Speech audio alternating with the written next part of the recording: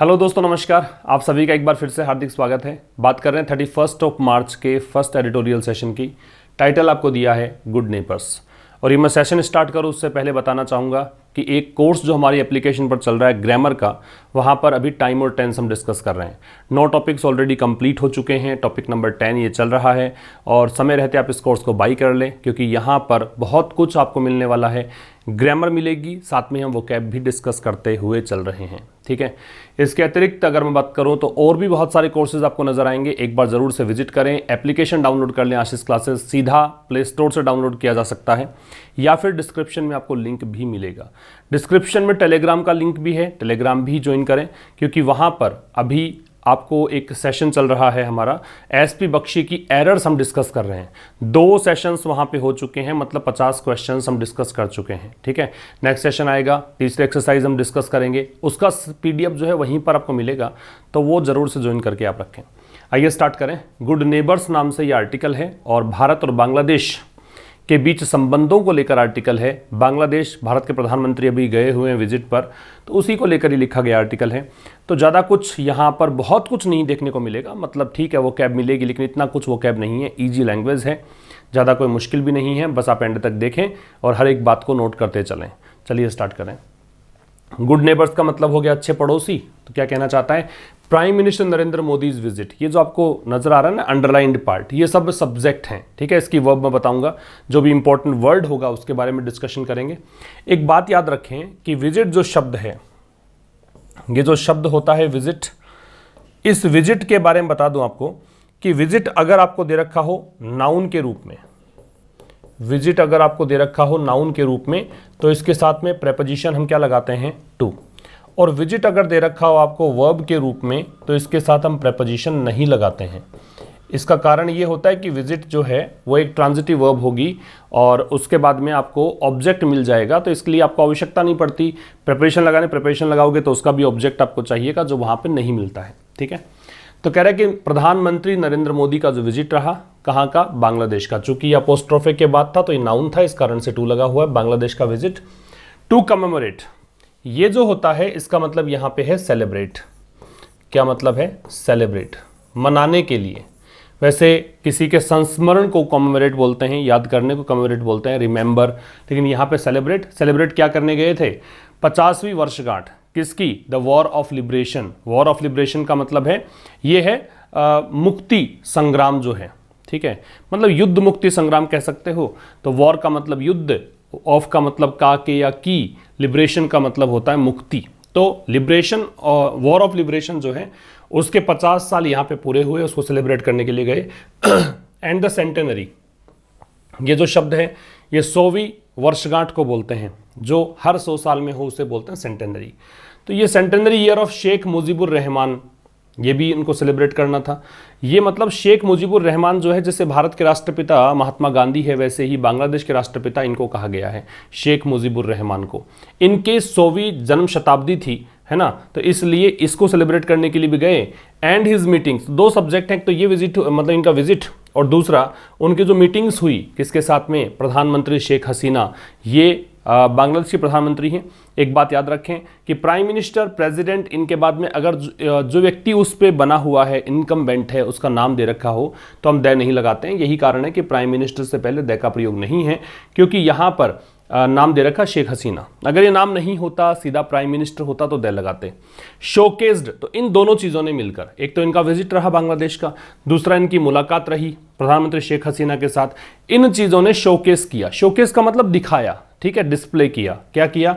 The deep history, गहरा जो एक इतिहास है, द टू नेशंस शेयर, दोनों राष्ट्र साझा करते हैं वो इतिहास। अब यहाँ पे टू नेशंस भी सब्जेक्ट है भाई, इसकी वर्ब है वो ये वाली है शेयर। देयर फ्यूचर प्लान्स, और यहाँ पे क्या दिखाया? उनकी जो फ्यूचर की योजनाएं हैं। देयर किस लिए आ रहा है? भारत और बांग्लादेश है, दोनों के लिए। एंड द चैलेंजेस अहेड, और आगे जो चुनौतियां हैं उनके लिए। तो फिर समझना, प्रधानमंत्री नरेंद्र मोदी का जो विजिट था बांग्लादेश का, किस लिए गए थे बांग्लादेश? क्योंकि वॉर ऑफ लिबरेशन के 50वीं वर्षगांठ थी, इसको सेलिब्रेट करने के लिए, और जो वहाँ के राष्ट्रपिता हैं शेख मुजीबुर रहमान, उनकी 100वीं जन्म शताब्दी को मनाने के लिए, और उनकी जो मुलाकात रही प्राइम मिनिस्टर शेख हसीना के साथ, इन दोनों चीज़ों ने, उनके विजिट ने और उनकी मुलाकात ने शोकेस किया, दिखाया वो इतिहास, वो जो डीप हिस्ट्री है दोनों देश साझा करते हैं उनके बारे में, उनके जो फ्यूचर प्लान्स हैं उनको दिखाया, और जो चुनौतियां हैं आगे उनको दिखाया। ठीक है, आगे बढ़ें। देखिए एट द इवेंट्स, तो यहां पे जो भी इवेंट्स हुए उनकी बात कर रहे हैं, तो एट द इवेंट्स, जो भी इवेंट्स थे वो इवेंट्स विच इंक्लूडेड, अब बात समझना कि जो भी वहां पे इवेंट्स हुए उन इवेंट्स को सीधा आप जोड़ सकते हो at the events the leaders paid homage, सीधा यहां पे कनेक्ट कर सकते हो आप। ठीक है, बीच की जो बातें हैं वो इवेंट्स के बारे में थोड़ी बहुत बातें यहां पे की गई है, तो वो देखो क्या कहना चाहता है। तो इवेंट्स में which included an emotive ceremony, emotive का मतलब होता है इमोशनल, इमोटिव का मतलब है इमोशनल, हालांकि इमोटिव का मतलब विवादास्पद भी होता है, कंटेंशियस भी होता है। ठीक है, लेकिन यहां पे इमोशनल। तो जो इवेंट्स हुए उन इवेंट्स में, अभी विचार है इवेंट्स के लिए, कौन से इवेंट्स जिसमें शामिल था, क्या क्या हुआ इवेंट्स में? इमोटिव सेरेमनी हुई, ठीक है, एक भावुकतापूर्ण एक उत्सव रखा, मतलब एक सेरेमनी रखी गई इन ढाका, ढाका वहां की राजधानी है, ढाका में। अ कल्चरल प्रोग्राम, एक सांस्कृतिक कार्यक्रम हुआ। India's conferring of the Gandhi peace prize posthumously on Mujib, Bharat के द्वारा यहाँ पे एक पीस प्राइज दिया गया। कन्फर का मतलब प्रोवाइड करना होता है, लिख लीजिएगा। प्राइज देने के लिए कन्फर शब्द का यूज करते हैं, ये भी ध्यान रखें, क्योंकि ऐसी चीजें जो होती हैं वो क्लोज टेस्ट में बहुत बार पूछी जाती हैं, परेशान करती हैं आपको। तो कन्फर का प्रयोग हम प्राइज देने के लिए करते हैं, याद रखें इस चीज को। ठीक है, भारत के द्वारा जो कन्फरिंग हुई गांधी पीस प्राइज की, पोस्टमसली का मतलब होता है आफ्टर डेथ, मृत्यु के उपरांत, after death. On Mujib, Mujib पर, मुजिब रहमान जो वहाँ के राष्ट्रपिता हैं वो। And a visit by mister Modi to Bangabandhu memorial, और एक यहाँ पे विजिट किया गया मिस्टर मोदी के द्वारा। कहाँ का विजिट किया गया? देखो विजिट यहाँ पे नाउन था, क्योंकि ए लगा हुआ था तो ए के बाद में तो नाउन आएगा, इसलिए यहाँ देखें टू लग रखा है। कहाँ का विजिट? बंगबंधु का। बंगबंधु क्या है? मुजिब मेमोरियल भी कहते हैं, बंगबंधु स्मारक भी कहते हैं। At his home town in Tungipara, और ये मुजिब के जो होम टाउन है तुंगीपरा, वहाँ पे ये बना हुआ है, यहाँ उन्होंने विजिट किया। तो ये सब कुछ शामिल था उन इवेंट्स में, जो मोदी जी के द्वारा मतलब विजिट हुआ ना ये, तो उसमें क्या क्या चीज़ें शामिल थी वो बताना चाह रहा है कि यहाँ पर ये चीज़ें शामिल थी। ठीक है, एक बार फिर समझ लो क्या कहना चाहता है। ये कहना चाह रहा है कि भाई जो इवेंट्स हुए, अब इवेंट्स में क्या क्या था? एक इमोटिव सेरेमनी हुई, एक भावुकतापूर्ण एक सेरेमनी हुई ढाका में, एक कल्चरल प्रोग्राम हुआ, और क्या हुआ कि भारत ने यहाँ पे गांधी पीस प्राइज दिया मुजिब के नाम पर, है ना, पोस्टमसली दिया, आफ्टर डेथ दिया। एक यहाँ पे विजिट हुआ मिस्टर मोदी का बंगबंधु मेमोरियल। ये बंगबंधु मेमोरियल कहाँ है? ये उनके होम टाउन, मुजिब के होम टाउन तुंगीपरा में है। ठीक है, ये सब इवेंट्स में हुए। अब इवेंट से फिर से आ जाओ, ये इवेंट्स जो हुए यहाँ पर लीडर्स ने क्या किया? लीडर्स ने पेड होमेज, होमेज का मतलब ट्रिब्यूट, श्रद्धांजलि देना, होमेज का मतलब है ट्रिब्यूट। यहां पे लीडर्स ने श्रद्धांजलि दी, किसको? नेशंस फाउंडर्स, जो भी राष्ट्र के फाउंडर्स हैं, जिन्होंने राष्ट्र को स्वतंत्रता दिलाई, है ना, जो मतलब पाकिस्तान के खिलाफ यहाँ लड़ाई हुई थी 1971 में, वहाँ जो बांग्लादेश यहाँ बना था, तो उनके जो फाउंडर्स थे उस समय के, उन सभी को यहाँ श्रद्धांजलि दी गई। मिलियंस मैसेकर्ड, और किसको श्रद्धांजलि दी गई फाउंडर्स के अलावा? उन मिलियंस लोगों को, उन लाखों लोगों को जिनका नरसंहार किया गया। मैसेकर का मतलब होता है कार्नेज, कार्नेज का मतलब जनसंहार, नरसंहार, बहुत बड़ी संख्या में लोगों को मार देना। ठीक है, तो जिनको मैसेकर किया गया था किसके द्वारा? पाकिस्तानी मिलिट्री रेजिम के द्वारा, पाकिस्तान की जो सैन्य सिस्टम था उसके द्वारा। रेजिम का मतलब सिस्टम होता है, गवर्नमेंट होती है, सैन्य सरकार के द्वारा 1971 में, समझ गए। एंड दोज, और उन लोगों को श्रद्धांजलि दी गई हु। अब यहाँ पे एक बात काम की है, ये जो कॉम्बिनेशन याद रखें, हु से पहले दे और देम कभी नहीं लगाना है आपको, हु से पहले आपको लगाना है दोज, और ये तभी संभव है जब आगे एक वर्ब भी हो। तो देखो आगे वर्ब भी है ना, तो यहाँ पे दे और देम कभी नहीं लगाएंगे। जब भी हु रिलेटिव प्रोनाउन के रूप में आएगा, जब भी हु सेंटेंस के बीच में आएगा, तो उससे पहले हम दोज लगा सकते हैं, दे या देम नहीं लगा सकते, ये बात ध्यान रखें। और उन लोगों को श्रद्धांजलि दी गई हु डाइड फाइटिंग, जो कि मर गए, जिनका मतलब जो शहीद हो गए, फाइटिंग फॉर बांग्लादेशी फ्रीडम, किसके लिए? बांग्लादेश की स्वतंत्रता के लिए लड़ते लड़ते। ठीक है, इंक्लूडिंग जिसमें शामिल हैं नियरली लगभग 4000 इंडियन सोल्जर्स, 4000 भारतीय सैनिक भी इसमें शामिल है जो शहीद हो गए थे। बात समझ में आ गई। तो इवेंट्स जो हुए, इवेंट्स की चर्चा हमने यहाँ पे विद से स्टार्ट करके और कहाँ तक की, यहाँ तक। इन इवेंट्स में लीडर्स ने, नेताओं ने श्रद्धांजलि यहाँ पे दी। किन किन को श्रद्धांजलि दी? राष्ट्र के फाउंडर्स हैं उनको, उन मिलियंस लोगों को जिनका पाकिस्तानी जो रेजिम था, मिलिट्री रेजिम है, 1971 में इन्होंने नरसंहार कर दिया उनको, उन लोगों को जो कि यहाँ पे बांग्लादेश की स्वतंत्रता लड़ते लड़ते यहाँ पे शहीद हो गए, जिसमें कि लगभग 4000 भारतीय सैनिक भी शामिल है। इंक्लूडिंग है वो यहाँ प्रेपोजिशन के रूप में है। ठीक है, ये प्रेपोजिशन है यहाँ पे। नेक्स्ट पे आ जाएं। इंडियाज रोल, भारत का जो रोल है in the creation of Bangladesh, Bangladesh के निर्माण में। ठीक है, तो ये देखो दे लग रखा है, तो ये नाउन है, तो ये निर्माण पढ़ा जाएगा इसको, कि बांग्लादेश के निर्माण में जो भारत का रोल है। अब ये रोल को जोड़ दीजिए इससे, ये इसकी वर्ब है।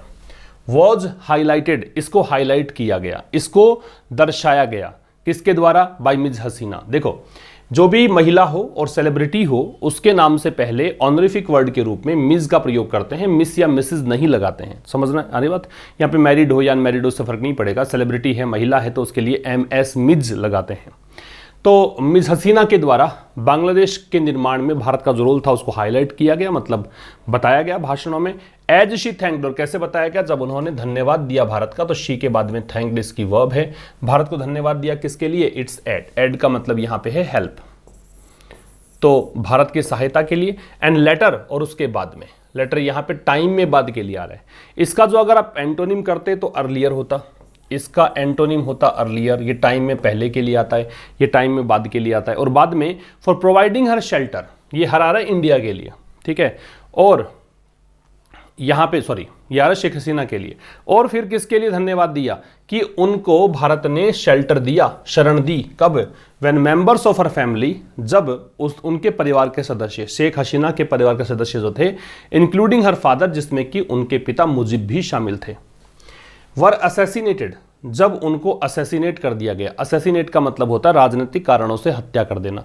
तो जब इनकी राजनीतिक कारणों से हत्या कर दी गई थी, पैसिव वॉइस है, बी के साथ थर्ड फॉर्म में, ये बी का फॉर्म है वर, तो इस स्थिति में यहाँ पे उनको शेल्टर दिया गया था, इस बारे में बताया। लेट मी रिपीट, भारत का जो रोल था बांग्लादेश के निर्माण में उसको हाईलाइट किया गया मिस हसीना के द्वारा, जब उन्होंने उन्होंने थैंक किया भारत को धन्यवाद दिया। तो इंडिया रोल सब्जेक्ट था, वॉज हाईलाइटेड इसका पैसिव वॉइस है, ये इसकी वर्ब है, शी सब्जेक्ट है, थैंक्ड इसकी वर्ब है। और बाद में उनको जब शरण दी थी भारत ने, उसके लिए भी धन्यवाद दिया। और शरण कब दी थी? जब उसके परिवार सदस्य जो थे, शेख हसीना के परिवार के जो सदस्य थे, जिसमें उनके पिता मुजीब भी शामिल थे, उनको असैसिनेट कर दिया गया था, उनको हत्या कर दी गई थी। उसके बाद में शरण भी दी थी भारत ने इनको, इस कारण से उन्होंने भारत का धन्यवाद दिया। Mister Modi wrote in an editorial, mister Modi ने एक संपादकीय, एक पेज आता है संपादकीय, पता है आपको, एडिटोरियल ही तो पढ़ते हैं हर दिन, इसमें लिखा। तो मिस्टर मोदी सब्जेक्ट हुआ, रोट इसकी वर्ब हुई। एक एडिटोरियल में लिखा of the hope for a Sonali अध्याय, सोनाली अध्याय के लिए लिख रखा है गोल्डन चैप्टर, स्वर्णिम अध्याय जो बोलते हैं हम हिंदी में, उसी को बंगला भाषा में बोला गया सोनाली अध्याय। तो मिस्टर मोदी ने एक एडिटोरियल में लिखा, किस बारे में लिखा? होप फॉर अ सोनाली अध्याय, कि भाई इसकी हमें आशा है कि गोल्डन चैप्टर यहाँ पे होगा इन साउथ एशिया, साउथ एशिया में। ठीक है, दक्षिणी एशिया में यहाँ पे एक स्वर्णिम अध्याय के बारे में एक आर्टिकल लिखा, that Bangabandhu may have brought about, जो कि ये वो स्वर्णिम अध्याय है, दैट यहाँ पे गोल्डन चैप्टर के लिए है, जो कि बंगबंधु हो सकता है। मे मतलब एक संभावना बताने के लिए है, may have plus third form मतलब ऐसा हो सकता है कि ऐसा हो गया हो, है ना। तो बंगबंधु शायद यहाँ पे ब्रॉट अबाउट, ये एक फ्रेजल वर्ब है, इसका मतलब होता है कोज या फिर कोज टू हैपन। ये लिख लीजिएगा, ब्रिंग अबाउट, ब्रिंग अबाउट का मतलब है कोज, सीधा कर सकते हो कोज, कारण बनना किसी चीज का, या कोज टू हैपन, घटित होने का कारण बनना। ठीक है, तो बंगबंधु जो है शायद वो इस चीज को मतलब ये ले आता, had he not been killed, यदि उन्हें मारा नहीं गया होता तो, मतलब मुजीब को अगर मारा नहीं गया होता, असैसिनेट नहीं किया गया होता, तो बंगबंधु यहाँ पे मतलब ये बंगबंधु जो है मतलब ये उन्हीं के लिए है, मुजीब के लिए, तो वो यहाँ पे स्वर्णिम अध्याय लेकर आते, कहाँ पर? साउथ एशिया में। एक बार फिर समझना, मिस्टर मोदी ने एक एडिटोरियल लिखा, किस आशा में लिखा? एक स्वर्णिम अध्याय के होप में कि भी स्वर्णिम अध्याय यहाँ पे साउथ एशिया में बंगबंधु लेकर आते, शायद ये लेकर आ गए होते, है ना, यदि ऐसा हुआ होता तो। अब ये देखो हैड के साथ हैड इन्वर्जन ले रखा है, ये कंडीशनल सेंटेंस है। कंडीशनल सेंटेंसेस में आप जब हेल्पिंग वर्ब दे रखी हो किसी क्लॉज में, उसको बाहर निकालकर इन्वर्जन ले सकते हो, तो हैड को बाहर निकाला है। अब इस हिसाब से तो यहाँ पे हैड बीन थर्ड फॉर्म दे रखी है, तो यहाँ पे माइट हैव आना चाहिए, गलत है फिर ये, ठीक है, माइट हैव, क्योंकि ये थर्ड कंडीशनल सेंटेंस है जिसे हम इम्पॉसिबल कंडीशन ऑफ पास्ट भी कहते हैं। ऐसी कंडीशन है जो कि इम्पॉसिबल रहती है पास्ट में, कि अब वो नहीं हो सकता, पास्ट में ऐसा कोई मोमेंट निकल गया हो हाथ से कि अब हमारे वश में नहीं है, उसके लिए यूज करते हैं थर्ड कंडीशनल सेंटेंस। वहां पे क्या होता है, एक तरफ हेड के साथ वर्ब की थर्ड फॉर्म, दूसरे साइड में would have, could have, should have या माइट हैव, तो इस लिहाज से यहाँ पे फिर मे हैव नहीं आके माइट हैव आना चाहिए। तो ये लाइन एरर वाली लाइन होगी अगर आपसे एग्जाम में प्रश्न पूछा गया होता तो, ठीक है। ये ब्रिंग अबाउट फ्रेजल वर्ब याद रखें, बहुत इंपॉर्टेंट है। आगे देखिए, आगे कहना चाह रहा है the two leaders built on, ये जो बिल्ड ऑन है फ्रेजल वर्ब, इसका मतलब है किसी एक पॉइंट पर आधारित होकर आगे बढ़ना, मतलब आगे की जो घटनाएं घट रही वो इसी के आधार पर घट रही हैं, ठीक है ना। आपको डेवलपमेंट हो रहा है कहीं पर, तो ये इस आधार, इस बेस पर हो रहा है, तो उसी को लेकर लिखा गया है the two leaders built on their December 2020 virtual meet. तो दिसंबर 2020 में इनकी वर्चुअल मीटिंग हुई थी। वर्चुअल मीटिंग का मतलब वीडियो कॉन्फ्रेंसिंग के जरिए मीटिंग हुई थी, फिजिकल प्रेजेंस नहीं थी नेताओं की। दोनों नेता कौन कौन, नरेंद्र मोदी भारत की तरफ से, शेख हसीना बांग्लादेश की तरफ से, तो इनकी वर्चुअल मीट जो हुई थी उसी पर ये आगे बढ़े, है ना, बिल्ट ऑन हुए, इसका मतलब आगे बढ़े। बाई बोल्स्टरिंग, और कैसे, बोल्स्टर करते हुए। बोल्स्टर का मतलब होता है सपोर्ट करना, स्ट्रेंथन करना, मजबूती देना, सपोर्ट करना, स्ट्रेंथन करना। तो स्ट्रेंथन करते हुए, बाई के साथ आईएनजी लग गया, प्रेपोजिशन इसलिए आईएनजी। प्लान्स, योजनाओं को, फॉर कनेक्टिविटी, कनेक्टिविटी के लिए, एंड इंफ्रास्ट्रक्चर प्रोजेक्ट्स, और कुछ आधारभूत ढांचों संबंधी प्रोजेक्ट्स थे उनके लिए। विद अ फ्रेमवर्क, फ्रेमवर्क का मतलब एक सिस्टम होता है, एक स्ट्रक्चर होता है, इसमें एक फ्रेमवर्क रखी गई फॉर कॉपरेशन, सहयोग की, और सहयोग किस किस पर, ट्रेड पर, व्यापार पर। अलॉन्ग विद, साथ साथ में, किसके साथ साथ में, अदर एमओयूज, ये मेमोरेंडम ऑफ अंडरस्टैंडिंग होता है। एमओयूज कुछ अग्रीमेंट्स होते हैं, कुछ समझौते होते हैं, उनके साथ साथ, और समझौते किस किस पर, समझौते स्पोर्ट्स पर, एजुकेशन पर, डिजास्टर मैनेजमेंट मतलब आपदा प्रबंधन पर, ठीक है। डिजास्टर मैनेजमेंट किसको बोलते हैं, आपदा प्रबंधन। एक बार फिर समझना, दो नेता जो हैं इनकी मुलाकात हुई थी 2020 दिसंबर में, वर्चुअल मीट हुई थी, उसी से ये आगे बढ़ रहे हैं, है ना, वहीं से उठाया इन्होंने मुद्दा। और कैसे मतलब बिल्ट ऑन किया, कैसे मतलब ये डेवलपमेंट हुआ इनमें, तो डेवलपमेंट ऐसे हुआ कि इन्होंने कुछ योजनाओं को बोल्स्टर किया, कुछ योजनाओं को इन्होंने स्ट्रेंथन किया, मजबूती दी। और कौन सी योजनाएं, वो योजनाएं जो कनेक्टिविटी और इंफ्रास्ट्रक्चर प्रोजेक्ट से संबंधित थी उनके लिए। और इसमें इन्होंने क्या किया, इन्होंने ट्रेड के कॉपरेशन मतलब व्यापार पर कॉपरेट करेंगे, एक दूसरे को सहयोग करेंगे, इस फ्रेमवर्क के आधार पर इन्होंने शुरुआत की। इसके साथ साथ कुछ और भी एमओयूज पर साइन किए गए थे, कुछ और भी मेमोरेंडम ऑफ अंडरस्टैंडिंग थे, है ना, कुछ और मतलब यहाँ पे एमओयूज थे, समझौते थे जिन पर साइन किए गए थे। उनमें उन एमओयूज में शामिल था स्पोर्ट्स मुद्दा था, एजुकेशन था, डिजास्टर मैनेजमेंट था। आगे है India Bangladesh ties in the past 15 years. तो पिछले 15 सालों में भारत और बांग्लादेश का जो टाइज थे, since Mizo Hasina was elected, जब से मिज हसीना को चुना गया था। अब ये एक निश्चित चीज़ दे दी आपको कि सिंस तभी आता है जब निश्चितता हो, तो डेफिनेटली जब इनको चुना गया तो वो डेट तो निश्चित होगी, इसलिए सिंस का प्रयोग है, तो यहाँ फोर नहीं लगा सकते। तो जब मिस हसीना को इलेक्ट किया गया 15 साल पहले की बात है, तो ये जो संबंध हैं पिछले 15 सालों में जब से इनको चुना गया था, हैव बीन। अब देखो ये टाइज है, इसको देखकर यहाँ पे हैव बीन, ये टाइज भी सब्जेक्ट था इसका, ठीक है। भारत और बांग्लादेश जो संबंध है ये हैव बीन मार्क्ड, ये पैसिव वॉइस हो गया बीन के साथ थर्ड फॉर्म।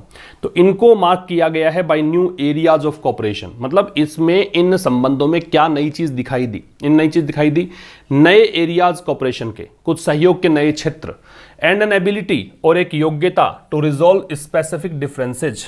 रिजॉल्व का मतलब हल करना, सॉर्ट आउट करना, रिजॉल्व का मतलब है सॉर्ट आउट करना, स्पेसिफिक का मतलब कुछ निश्चित, डिफरेंसेस का मतलब मतभेद। तो कुछ विशेष जो मतभेद हैं, किन्हीं बातों को लेकर मतभेद हैं, उनको सुलझाने की योग्यता दिखी दोनों देशों के प्रबंध जो भी इनका रेजिम है, इनकी सरकार है इनके द्वारा। और यहाँ पे जब से इनको चुना गया था तब से कुछ नए एरियाज कॉपरेशन के यहाँ पे दिखाई दिए 15 सालों में। ये कुछ मतलब दोनों देशों ने पाया अपने संबंधों में, इनके टाइज यहाँ पे स्ट्रेंथन हुए। तो इंडिया बांग्लादेश टाइज सब्जेक्ट था, उसकी वर्ब हैव बीन मार्क्ड है, पैसिव वॉइस है। मिज हसीना यहाँ पे सब्जेक्ट था तो वॉज इलेक्टेड दे रखा है, ये पैसिव वॉइस है, ठीक है। आगे देखिए, इसके बाद आपको दे रखा है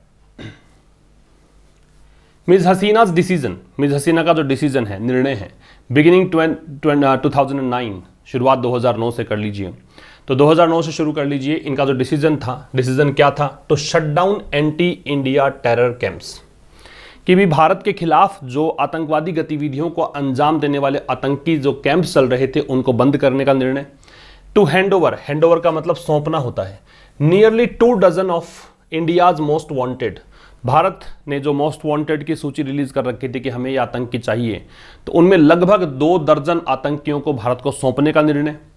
रिवर्स्ड मिसट्रस्ट, तो जो एक इनके बीच में एक बार अविश्वास ने जन्म लिया था, दोनों मिसट्रस्ट का शिकार हो गए थे, कुछ अंडरस्टैंडिंग यहाँ पे थोड़ा सा गड़बड़ा गई थी, तो इन चीज़ों को रिवर्स कर दिया इन चीज़ों ने, ठीक है। वापस से मतलब माहौल सुखद बन गया, कहने का मतलब रिवर्स का मतलब वापस से चीज़ों को फिर से मतलब उसी दौर में लेकर आना जहाँ से शुरुआत हुई थी। तो मिस हसीना का जो डिसीजन था, क्या डिसीजन था कि भाई 2009 से शुरू कर दीजिए। तो 2009 से यहाँ पे एक तो इन्होंने एंटी इंडिया टेरर कैंप्स को बंद कर दिया, दूसरा इन्होंने हैंडओवर किया, सौंप दिया, किन को, लगभग 2 दर्जन भारत के जो मोस्ट वांटेड है उनको। तो ये जो डिसीजन था ना, इस डिसीजन ने, डिसीजन सब्जेक्ट था, इसने रिवर्स कर दिया मिसट्रस्ट को। Mister Modi's push, mister Modi के द्वारा, पुश का मतलब धकेलना, एक प्रकार से प्रयास कर सकते हो। क्या प्रयास? To conclude the long pending land boundary agreement in 2015। Conclude का मतलब अंत करना कह सकते हो, या फिर किस चीज को अंजाम तक पहुंचाना कह सकते हो। तो मिस्टर मोदी का जो प्रयास रहा क्या, कि काफी लंबे समय से जो लैंड बाउंड्री अग्रीमेंट था, भूमि मतलब कोई सीमा संबंधी कोई समझौता था 2015 में, उसको इन्होंने एक अंतिम रूप दिया। काफी लंबे समय से ये चल रहा था, इनका जो ये प्रयास था। और दूसरा क्या, एंड टू एक्सेप्ट, और मिस्टर मोदी का प्रयास ये भी कि इन्होंने एक्सेप्ट कर लिया इंटरनेशनल ट्रिब्यूनल, ट्रिब्यूनल का मतलब होता है कोर्ट, अंतर्राष्ट्रीय न्यायालय का जो वर्डिक्ट था, वर्डिक्ट का मतलब होता है डिसीजन, अंतर्राष्ट्रीय न्यायालय के डिसीजन को in favour of Bangladesh, Bangladesh के फेवर में इन्होंने स्वीकार किया भारत ने। ये दोनों जो चीजें रही ना, दैट रिजॉल्व्ड, अब ये कह रहा है दैट इस वर्डिक्ट के लिए, इस अंतर्राष्ट्रीय न्यायालय के निर्णय से क्या हुआ, रिजॉल्व, रिजॉल्व का मतलब क्या हुआ, सॉर्ट आउट हुआ, सुलझा। क्या? 40 सालों का पुराना जो मैरीटाइम डिस्प्यूट था, मैरीटाइम का मतलब होता है रिलेटेड टू सी, समुद्र से संबंधित जो एक विवाद था उसको सुलझा लिया। Built confidence well as well, इसने भी विश्वास को बढ़ाया। बिल्ट मतलब बनाया, बिल्ड की सेकंड फॉर्म है, कॉन्फिडेंस विश्वास, एज वेल का मतलब टू के अर्थ में आता है ये, एज वेल का मतलब टू, इसने भी विश्वास को बढ़ाया, ऑल्सो के अर्थ में आता है। एक बार फिर समझना। तो मिस्टर मोदी का जो पुश रहा, मिस्टर मोदी का जो एफर्ट रहा, इस पुश का मतलब एफर्ट कर दीजिए आप, ठीक है। मिस्टर मोदी का जो एफर्ट रहा किस चीज़ का, कि काफ़ी लंबे समय से जो लैंड बाउंड्री अग्रीमेंट पेंडिंग पड़ा था 2015 में, उसको इन्होंने अंतिम रूप दिया। दूसरा, यहाँ पे अंतर्राष्ट्रीय न्यायालय का जो निर्णय था बांग्लादेश के फेवर में, जो निर्णय है उसको स्वीकार भी कर लिया। इस निर्णय से क्या हुआ, इसने 40 साल का जो पुराना विवाद था समुद्र सीमा संबंधी, उसको सुलझा दिया। तो इस चीज़ से भी कॉन्फिडेंस बढ़ा। अदर इश्यूज, अन्य जो मुद्दे हैं, इफ अनरिजोल्व्ड, यदि ये मुद्दे अनरिजोल्व्ड रहते हैं, यदि ये मुद्दे सुलझते नहीं हैं, सॉर्ट आउट नहीं होते हैं, तो कुड पोज चैलेंज, पोज का मतलब होता है क्रिएट, पोज का मतलब क्रिएट, पोज का मतलब रेज। तो अगर ये सुलझते नहीं हैं मुद्दे, तो फिर ये चुनौतियां पेश कर सकते हैं। कुड यहाँ पे संभावना बताने के लिए आ रहा, पॉसिबिलिटी बता, प्रेजेंट जो पॉसिबिलिटी होती है उसके लिए कुड का प्रयोग हम कर सकते हैं, ठीक है। तो अन्य जो मुद्दे हैं यदि वो अनरिजोल्व रहते हैं तो ये अन्य मतलब चैलेंजेस को पेश कर सकते हैं, चैलेंज उठा सकते हैं। द जॉइंट स्टेटमेंट, जो संयुक्त वक्तव्य आया दोनों देशों की तरफ से, नोटेड, इस संयुक्त वक्तव्य में नोट किया गया। क्या मतलब, क्या चीजें सामने आई, द नीड टू रिजॉल्व, यहां पे सामने आया कि आवश्यकता है हल निकालने की, रिजॉल्व करने की। क्या? द डिस्प्यूट, विवाद। विवाद किसको बात को लेकर है, एक टिस्टा रिवर है, उसके पानी को शेयर करने के चीज पर लेकर विवाद है। एंड 6 अदर रिवर्स, अन्य 6 नदियां हैं उस पर विवाद चल रहा है। अदर के बाद में नाउन प्लूरल लगती है, अगर वो जेनेरिक रूप में ले रखा हो, अगर स्पेसिफिक कर देता हो, द लगा हुआ हो उससे पहले, तो फिर एक सिंगुलर वर्ब का प्रयोग, सिंगुलर नाउन का प्रयोग करेंगे। तो जो संयुक्त वक्तव्य आया दोनों देशों की तरफ से, उसमें नोट किया गया, उस वक्तव्य में एक चीज को हाईलाइट किया गया। क्या? की आवश्यकता है टिस्टा रिवर के पानी शेयरिंग को लेकर जो विवाद है ना, कि जल वितरण को लेकर विवाद है, उसको लेकर यहाँ पे प्रॉब्लम है, उसको रिजॉल्व करने की आवश्यकता यहाँ पे बताई गई उन संयुक्त वक्तव्य में। और 6 अन्य नदियों के पानी को शेयर करने के रूप में विवाद बना हुआ है, उसको रिजॉल्व करने की आवश्यकता यहाँ पे बताई गई। The problem of Bangladeshi civilians, तो बांग्लादेशी जो नागरिक हैं उनकी जो प्रॉब्लम है being killed at the border, वो बांग्लादेशी नागरिक जिनको मारा जा रहा है, बीइंग किल्ड मारा जा रहा है, पैसिव वॉइस है, और कंटिन्यूअस टेंस का पैसिव वॉइस है, बीइंग कंटिन्यूअस टेंस का पैसिव होता है। तो जिन बांग्लादेशी नागरिकों को मारा जा रहा है बॉर्डर पर, ये जो प्रॉब्लम है ना मारे जाने की, इसने क्या कर दिया, रिलेशंस को डेंट कर दिया। रिलेशन डेंट, डेंट का मतलब होता है वीक कर देना, डेंट का मतलब है वीक कर देना, वीकन या फिर इरोड, ठीक है।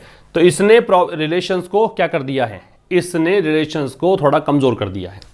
The Modi governments concerns, Modi government की जो चिंताएं हैं किस चीज को लेकर, तो ये ओवर लग रहा है कि किस बात को लेकर चिंताएं हैं। The treatment of Hindus, Hindus को लेकर कि हिंदूज के साथ कैसा व्यवहार वहां पे किया जाता है, इसको लेकर। एन इम्पीटस, इम्पीटस का लिखना कैटलिस्ट होता है, इम्पीटस का मतलब कैटलिस्ट, ठीक है। स्टिमुलेंट भी कह सकते हो, मतलब उत्प्रेरक इसको बोलते हैं, इसको क्या कहेंगे, इम्पीटस। तो मिस्टर मोदी सरकार की जो चिंताएं हैं क्या, कि भाई हिंदू साथ कैसा व्यवहार वहां पे होता है उसको लेकर चिंताएं, ये एक ऐसा उत्प्रेरक है जो कि CAA को जन्म जिसने दिया था, है ना, सिटीजनशिप अमेंडमेंट एक्ट जो था भारत का, चूंकि एक्ट का नाम है इस कारण से दै का प्रयोग है, नागरिक संशोधन अधिनियम आपको पता ही होगा, चर्चा में रहा था काफी।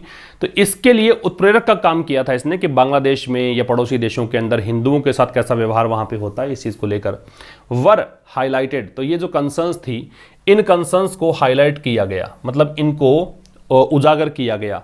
कैसे, as the PM performed 2 temple pujas, क्योंकि PM ने यहाँ पे 2 मंदिरों में जाके पूजा की। And addressed a rally of minority Matua Hindus, और वहाँ पे मातवा नाम से हिंदूज का एक अल्पसंख्यक ग्रुप है, उसको इन्होंने संबोधित किया। तो इन चीज़ों से यहाँ पे साफ साफ दिखा कि मोदी सरकार इस मुद्दे को लेकर काफ़ी चिंतित है, ठीक है।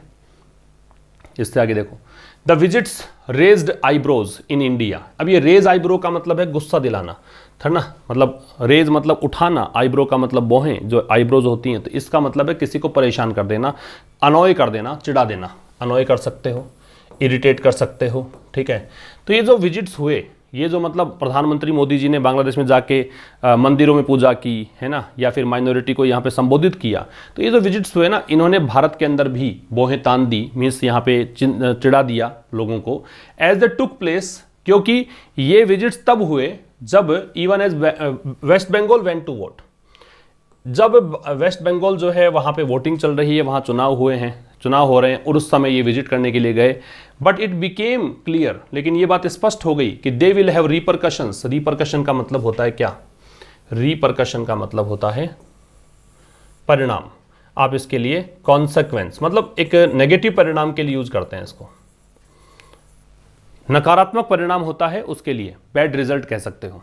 लेकिन ये बात स्पष्ट हो गई, तो इट सब्जेक्ट है, बिकेम इसकी वर्ब है, दे विल हैव रिपरकशंस, कि दे यहाँ पे विजिट्स के लिए प्रोनाउन आ रहा है कि इन विजिट्स का परिणाम तो निकलेगा बांग्लादेश में, एज वेल बांग्लादेश में भी इसके परिणाम होंगे। मतलब भारत के लोग तो अनॉयड हुए हैं, लेकिन यहाँ पर भी परिणाम, दुष्परिणाम निकल कर आएंगे। कैसे, यहाँ पे परिणाम ये, protest against mister Modi's visit turned violent, कि मिस्टर मोदी के विजिट के खिलाफ जो यहाँ पे आंदोलन हुए, प्रोटेस्ट हुए, विद्रोह हुए, वो हिंसक हो गए, ठीक है। तो यहाँ पे प्रोटेस्ट सब्जेक्ट है, इसकी वर्ब ये टर्न्ड है, ठीक है। तो ये जो मिस्टर मोदी के खिलाफ जो प्रोटेस्ट हुए थे, इनके विजिट के खिलाफ, ये हिंसक हो गए। और कैसे हुए, with at least 11 members of the Hefazat Islam, कि 11 मेंबर्स इस ग्रुप के, ये एक ग्रुप है, एक है ना समूह है, इस ग्रुप के 11 जो मेंबर्स थे, इनको मार दिया गया था पुलिस के द्वारा। रेप्रीजल वायलेंस, और प्रतिशोधात्मक एक हिंसा, रेप्रीजल का मतलब होता है रिवेंज, इसका मतलब होता है रिवेंज, रिटेलिएशन, बदला, रिटेलिएशन, ठीक है, बदले को बोलते हैं। और बदले के रूप में यहाँ पे हिंसा हुई अगेंस्ट द हिंदू माइनॉरिटी, किसके खिलाफ, हिंदू अल्पसंख्यकों के खिलाफ, किसके द्वारा, इस्लामिस्ट भीड़ के द्वारा। मॉब का मतलब एक आंदोलित भीड़, जो गुस्से में जो भीड़ होती है उसको बोलते हैं मॉब, ठीक। तो यहाँ पे प्रतिशोधात्मक एक वायलेंस यहाँ पे हुई इस्लामिस्ट मॉब के द्वारा हिंदू माइनॉरिटी के खिलाफ। द इवेंट्स ओनली अंडरलाइन, तो ये जो घटनाएं घटी है ना, ये अंडरलाइन करती है, अंडरलाइन का मतलब हाईलाइट करती हैं, जोड़ देती हैं इस बात पर। किस बात पर जोड़ देती हैं, the need for a deeper understanding, की आवश्यकता है डीपर अंडरस्टैंडिंग की, डीपर अंडरस्टैंडिंग मतलब गहरी समझ की आवश्यकता है, ऑन बोथ साइड्स, और दोनों साइड्स की तरफ से अंडरस्टैंडिंग होनी चाहिए। किस बारे में, ऑफ द सेंसिटिविटीज, उन संवेदनशीलताओं के बारे में, of the India Bangladesh relationship, जो भारत और बांग्लादेश के रिश्ते हैं उनकी संवेदनशीलताओं के बारे में दोनों पक्षों के द्वारा अंडरस्टैंडिंग होनी चाहिए। Even as its many successes are counted and celebrated. Even as का मतलब साथ साथ में साइमल्टेनियस जो चीज़ चलती है ना, तो इसकी जो अनेकों सफलताएं हैं, इट्स यहाँ पे रिलेशनशिप के लिए, भारत और बांग्लादेश रिलेशनशिप जो है वहाँ अनेकों सफलताओं को काउंट किया जाता है, सेलिब्रेट किया जाता है। जो अनेकों सफलताएं मायने रखती हैं उनको आप सेलिब्रेट करते हो, उनके साथ साथ यहाँ पे संवेदनशीलताओं की समझ भी दोनों तरफ से होनी चाहिए, ये बात कही गई है। अब देखो रिवीजन की बात करते हैं। रिपरकशन का दुष्परिणाम बोलते हैं, तो यहाँ पे क्या हो जाएगा, रिजल्ट, तो एक को जोड़ देंगे बी से। रेप्रिजल है, रेप्रिजल का मतलब रिटेलिएशन होता है, बदला, तो ई से। इम्पीटस का मतलब आवेग होता है, तो कैटलिस्ट हो जाएगा डी। फिर डेंट का वीक करना होता है, कमज़ोर कर देना, ए। और इमोटिव का इमोशनल है, तो सी। ठीक है, ये आंसर्स आएंगे आपके। तो ये था दोस्तों आज का एडिटोरियल। और पता है आपको कि आज से हम एक बैच भी स्टार्ट करते हैं बुधवार से, तो वेंसडे से बैच स्टार्ट होता, तो आज बैच स्टार्ट हो गया है। अब आप इस बैच में जुड़ सकते हैं, आज उसका टाइम आपके पास, अदरवाइज आपको फिर नेक्स्ट बैच तक के लिए इंतजार करना पड़ेगा। तो इस बैच को जुड़ सकते हैं। यहाँ पर 2 एडिटोरियल्स होंगे। एक एडिटोरियल जो आपको 5 बजे मिलता है, यही आपको जल्दी मिल जाता है एप्लीकेशन पर, PDF साथ में मिलेगा। दूसरा एडिटोरियल जो मोबाइल स्क्रीन पर होता है वो लेट नाइट तक आपको प्रोवाइड करवा दिया जाता है। ठीक है, उसका भी PDF आपको मिलता है। तो thank you for watching the session till the end. मिलते हैं कल एक नए सेशन के साथ, तब तक के लिए नमस्कार, थैंक्स अ लॉट।